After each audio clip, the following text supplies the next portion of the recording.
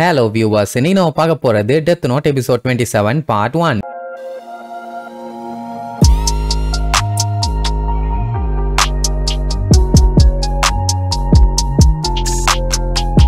Open பண்ணா 2007ல காட்டுறாங்க. Roger ரூவி அப்படிங்கிறவரு ரெண்டு பசங்க மெலோ நியர் அவங்க கிட்ட சோகமா இந்த மாதிரி எல்ல செத்து போயிட்டான்னு சொல்லுவாரா. மெலோவால நம்பவே முடியல. எப்படி கிரா கொன்னுட்டானா? அவன் தான் கிராவை புடிச்சு போட்டு தள்ளிட்டானே, அப்புறம் எப்படி அவன் செத்தான்? என்னையா சொல்ற? ஒழுங்கா சொல்லியாம்பா. அப்ப அந்த டைம் நியர் கையில இருந்த பசில் அப்படியே கீழே கொட்டிட்டு, கேம்ல உன்னால பீட் பண்ண முடியலன்னா, பசில சால்வ் பண்ண முடியலன்னா நீ தோத்ததான் கணக்கும்பா. இவன் பேசுறத பார்த்தா எல்லுக்கே டஃப் கொடுப்பான் போலயே. சரி, அவன் செத்ததுக்கு அப்புறம் இவங்க ரெண்டு பேத்துல யாரை எல்லாம் சூஸ் பண்ணா அப்படின்னு கேட்டா அவன் யாரையுமே சூஸ் பண்ணல. நீங்க ரெண்டு பேரும் ஒன்னா சேர்ந்து தான் வேலை பார்க்கணும்னு சொன்ன உடனே நியருக்கு ஓகே தான். ஆனா மெலோவுக்கு தான் பிடிச்ச மாதிரி தெரியல. மூஞ்ச பாத்தீங்களா எப்படி வச்சிருக்கான்னு? என்னாலலாம் முடியாது, ஏன்னா எங்க ரெண்டு பேத்துக்கும் எப்பவுமே ஒத்து போனது இல்ல.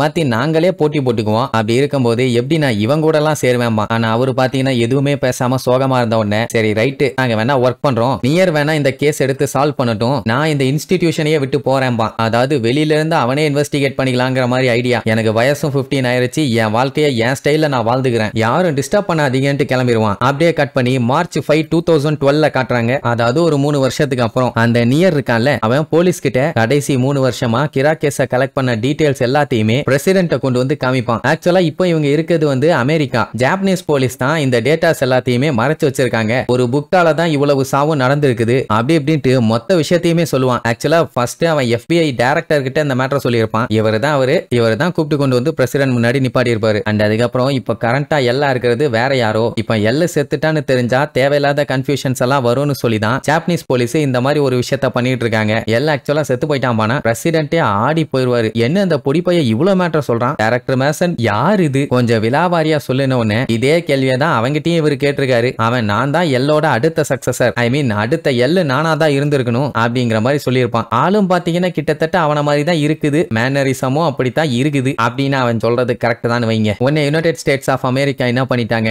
அவங்களுக்குன்னு இண்டிபெண்டன்ட்டா ஒரு இன்வெஸ்டிகேஷன் டீமை கிரியேட் பண்றாங்க. அதுவும் நியரோட தலைமையில. ஏன்னா அவங்க எல்லுங்கிற பேர்ல வேற யாரையோ வச்சு இவ்வளவு நாளா இவங்களை ஏமாத்தி இருக்காங்கல்ல, அந்த ஒரு கடுப்புல தான் அவனும் அவங்க கூடவே இருந்து எல்லாத்தையுமே ஒண்ணு விடாம நோண்டி நொங்கு எடுத்துக்கிட்டு இருக்கான். அப்படியே கட் பண்ணி இங்க லைட் அவனோட ஃபேமிலி அப்புறம் இன்வெஸ்டிகேஷன் டீம் எல்லாம் காட்டுறாங்க. அவங்க பாத்தீங்கன்னா புலம்பி தள்ளிட்டு இருக்கானுங்க. ஏன்னா ஆரம்பத்துல கிராவை பிடிக்கணும்னு சொல்லிட்டு எல்லாம் வெறித்தனமா வேற லெவல்ல வேலை பார்த்துட்டு இருந்தாங்க. அது கொஞ்சம் கொஞ்சமா ஸ்லோ ஆகி ஆல்மோஸ்ட் படுக்கிற நிலைமைக்கே வந்துருச்சு. இதுல இன்னொரு காமெடி என்னன்னா, மக்கள் யாரையாச்சும் கொல்லணும்னு முடிவு பண்ணிட்டாங்கன்னா அவங்க போட்டோவை இன்டர்நெட்ல அப்லோட் பண்ணிடுறாங்க. அவங்கள கிரா போட்டு தள்ளிடுவாங்கன்னு சொன்ன உடனே சீஃப் கடுப்பாவாரா, போட்டு தள்ள மாட்டான், பட் அவங்க இன்ஃபர்மேஷன் கிரா கிட்ட போயிருது இல்ல அப்படிங்கிற மாதிரி உருட்டிட்டு இருப்பாரு. மட்சுடாவோட ஒரே அலப்பறை தான். இங்க லைட்டை காட்டுறாங்க, ஆளு டோட்டலாவே மாறிட்டான். எப்படியோ அவன் நினைச்ச மாதிரியே உலகத்துல கிராவை நினைச்சு ஒவ்வொருத்தரும் பயந்து நடுங்கிட்டு தான் இருக்கானுங்க. இதனால உலக மக்கள் எவ்வளவு இன்னசென்ட்டா நல்லவங்களா இருக்காங்க அதை பத்தி மட்டும் எவனும் பேச மாட்டான். சும்மா கிரா கொன்னுட்டான்னா நல்லவனையா கொண்டுட்டு இருக்கேங்கிற மாதிரி அவன் உள்ளுக்குள்ள கடுப்புல கத்திட்டு இருப்பான். அப்ப அவங்க அம்மா எல்லாத்துக்கும் காஃபி கொடுப்பாங்க. அவன் தங்கச்சியும் பாத்தீங்கன்னா நல்லா பெருசா வளர்ந்துட்டான். சோ இப்படி குடும்பம் மொத்தமும் இப்ப சிறப்பாவும் சந்தோஷமாவும் இருக்காங்க. மீசா அவன் கூட விளையாண்டுட்டு இருக்கத பார்த்துட்டு சீக்கிரமா கல்யாணம் பண்ணுங்கன்னு வேற அட்வைஸ் பண்ணிட்டு போவான். ரியூக்குவே பார்த்துட்டு பரவாயில்ல பைய காவாலித்தனத்தை கரடு முரடா பண்ணாலும் ஃபேமிலி நல்லா ஜாலியா ஃபன்னாதாயா இருக்காங்கன்னு ரசிச்சுக்கிட்டு இருக்கும். அந்த டைம் சீஃபுக்கு ஒரு கால் வருமா, ஐசவா தான் பண்ணிருப்பான். அப்படியே ஷாக் ஆயிருவாரு.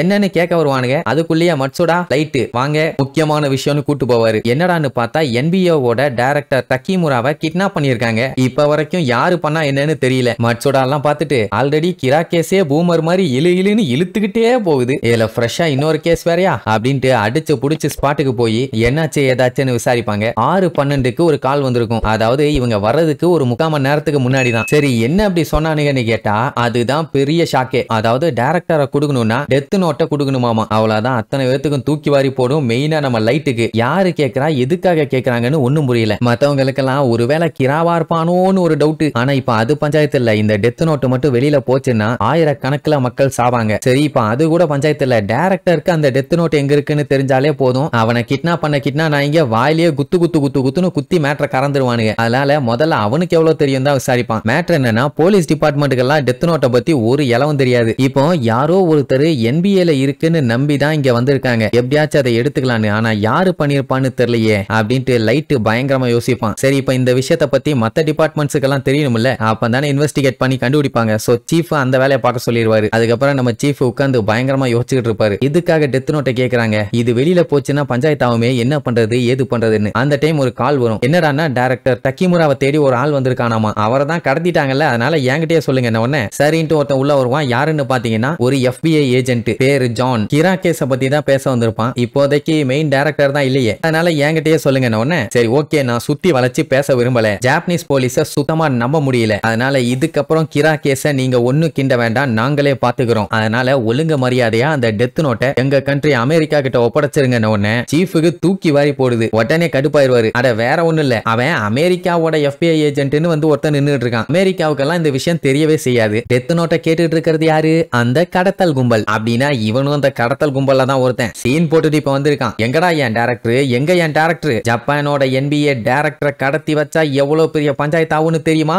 அப்படி இப்படின்னு ஜான போட்டு படாத பாடுபடுத்துவாரு. இது எல்லாத்தையுமே நியரும் மத்த FBI ஏஜென்ட்ஸும் கேட்டுட்டு இருப்பாங்க. அப்பதான் இவனுக்கே புரியுது, டெத் நோட்டை தெரிஞ்ச எவனோ ஒருத்தன் NPA ஓட டைரக்டரை கிட்னாப் பண்ணிருக்கான். அப்படின்னா எவனுக்கோ டெத் நோட்டு வெறித்தனமா தேவைப்படுது. சரி ரைட்டு, வேணா சஜஸ்ட் பண்ணுங்க, நாங்க வேணா டைரக்டரை கண்டுபிடிக்க ஹெல்ப் பண்றோம்னு. அப்பதான் அவர் எங்க இருக்காரு என்னன்னு கண்டுபிடிச்சு அந்த டெத் நோட்டை நம்ம ஆட்டையை போட்டுக்க முடியுமா. அந்த டைம் நியரோட கண்ணை பார்க்கணுமே, அப்படியே எள்ளு மாதிரியே கூடுவான். அப்படியே கட் பண்ணா சீஃப கடத்தி வச்சிருக்க இடத்த காட்டுறாங்க. அந்த ஆளை கடத்தினது வேற யாரும் இல்ல, மெலோ தான். பிளான் பண்ணி கடத்திட்டான். இப்ப ஒரு பெரிய ரவுடி கூட்டத்துக்கே தலைவனா இருக்கான் போல, அதாவது கேங்ஸ்டர். சரி இப்போதைக்கு சீஃப் அடிச்சு மூக்க உடைச்சு அவர்கிட்ட கிடைச்ச இன்ஃபர்மேஷன் என்னன்னு பாத்தீங்கன்னா, எல்லு கூட ஜாப்பனீஸ் போலீஸ் சேர்ந்து ஒர்க் பண்ணிருக்காங்க. அது யார் யாருன்னா நம்ம லைட் யகமி, அப்புறம் நம்ம சீஃப் மோகி, மட்சுடா, உக்கிட்டான்னு ஒருத்தர் தான் அவன் செத்துட்டாங்கிற மாதிரி எல்லாத்தையும் சொல்லியிருப்பாரு. பட் டெத் நோட்டை பத்தி இவருக்கு எதுவுமே தெரியாது. அவர் சொல்லியிருக்கவும் மாட்டாரு. NBA ஓட டைரக்டரா இருந்துகிட்டு உனக்கு அந்த டெத் நோட்டை பத்தி தெரியாதா, ஒழுங்கா சொல்லு இல்ல பொல்லந்துருவேன் பானுங்க. அவர்கிட்ட ரியாக்ஷனே இருக்காது. அப்பதான் அடுத்து டாப் 3ல ஹையஸ்ட் ரேங்கிங்ல யார் இருக்கான்னு பார்க்கும்போது நம்ம சீஃப், அதான் லைட்டோட அப்பா. எல்லாத்தையும் கூட்டி கழிச்சு அவன் யோசிச்சு பார்க்கும்போது